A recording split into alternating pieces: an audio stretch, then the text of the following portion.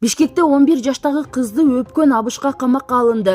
Бишкекте жашы жете элек өспүрүмгө карата мыйзамсыз аракет жасаган деп шектелген жаран кармалды.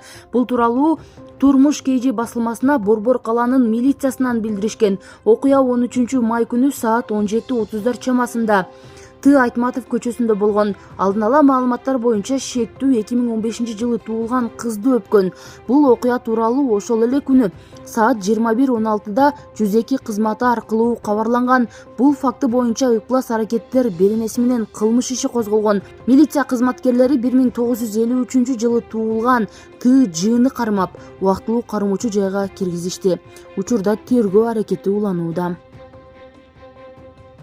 Ошто улгайган таксисти өлтүрүп, сөөгүн талаага ыргытып кеткен. Бул тууралуу маалыматты бар булактар Спутник КЖ маалымат агенттигине билдиришкен. Окуяны шаардык милиция да тастыктаган. Алдын ала берилген маалыматтарга таянсак, 73 жаштагы киши Онадыр аймагында таксичилик кылып жүргөн.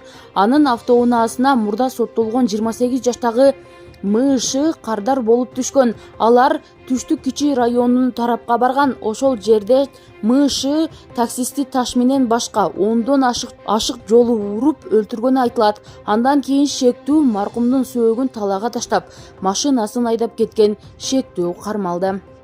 Баткенде чегеткелерге авиация менен дары чачылууда. Айыл чарба министрлиги Лейлекте 900 кадам жайда 1500 гектар жер иштетилгенин кабарлады. Ал эми Разаков шаарынын аймагында 3000 га жер иштетилиши керек. Министрлик суу чачылган талаада 20-25 күн мал жайбай туруу зарылдыгын эскертти. Андан кийин 25 күн 30 күн чыгарбасын малдарына.